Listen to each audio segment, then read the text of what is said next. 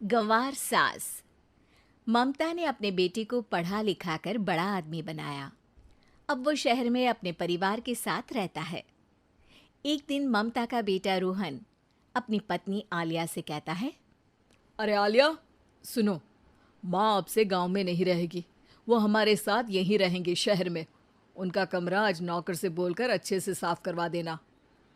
ओह, आज तो मेरी किटी पार्टी है, फिर मुझे जिम और फिर शॉपिंग। ठीक है, कल करवा दूंगी। अच्छा, लेकिन माँ के सामने ये कपड़े नहीं चलेंगे। हाँ, तुम्हें साड़ी या सूट पहनना होगा। अरे बिल्कुल भी नहीं। मेरे मम्मी पापा ने इतना पैसा लगाकर शादी इसलिए नहीं की थी कि मैं अपनी मर्जी के कपड़े पहन ओढ़ भी ना सकूं। अरे चलो, गुस्सा मत हो, लेकिन कुछ दिन तो माँ की खुशी के लिए कर सकती हो ना। लेकिन आलिया मानती नहीं। माँ आती है सिंपल सी साड़ी, झोला और चप्पल पहनकर। अरे रोहन, मैं इनके साथ कैसे रहूंगी? मेरी फ्रेंड्स क्या कहेंगी? ये तो पूरी गंवार लग रही है। आलिया, माँ गांव में रहती थी इसलिए ऐसी हैं। तुम आज ही माँ के साथ जाकर उनकी पसंद की शॉपिंग करवा देना। इनके साथ घर के अंदर रहना मुश्किल है, बाहर तो मैं कभी भी ना जाऊं। रोहन को आलिया पर गुस्सा आ जाता है। माँ, ओ माँ। हाँ बेटा। वो माँ को ले जाने के लिए उनका हाथ पकड़ता है कि अरे माँ, तेरे हाथ अभी तक इतने कड़े हैं, तूने इसका कोई इलाज नहीं किया? अरे बेटा, इसका कोई इलाज नहीं।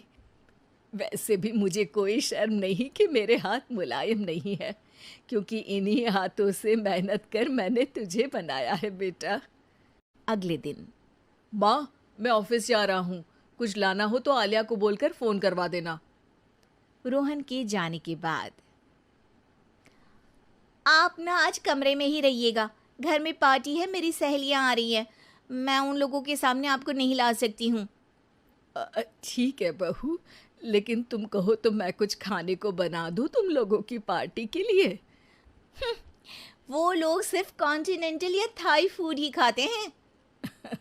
कोई बात नहीं, कभी इंडियन खिलाने वाला कोई मिला नहीं होगा ना। मैं बनाकर कमरे में चली जाऊंगी। जैसे आपकी मर्जी। आलिया के घर उसकी दोस्त आती हैं, पार्टी होती है।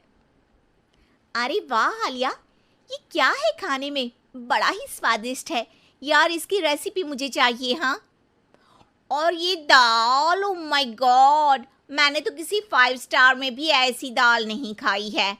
यार तू कुक को यहाँ बुलाना। अब आलिया घबरा जाती है। हाँ हाँ हाँ, क्यों नहीं, माँ जी जरा बाहर आइए।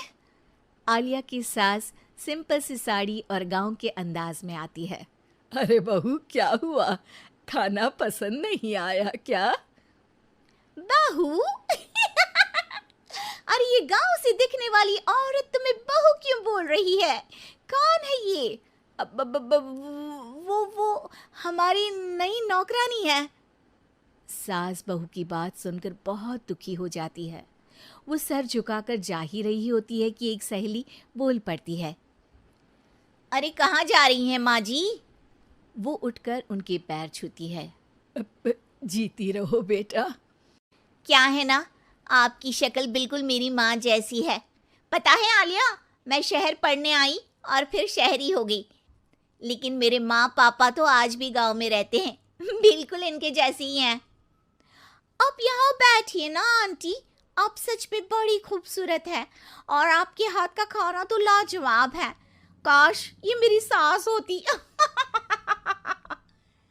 सभी सहेलियां सास को घेर कर बैठ जाती हैं और उनसे खाने की रेसिपी पूछ रही होती है कि तभी घर की बेल बजती है और रोहन आता है। अरे क्या बात है, आज आप लोग हमारे घर में? और ये लोग तो मुझे आलिया से ज्यादा माँ की सहेलियाँ लग रही हैं। क्या ये आपकी माँ है? लेकिन आलिया ने तो कहा कि ये उनकी नौकरानी है और इन्होंने भी नहीं बताया। वो नहीं बताएंगी, क्योंकि उनके लिए बच्चों की इज्जत और उनकी खुशी सबसे पहले है।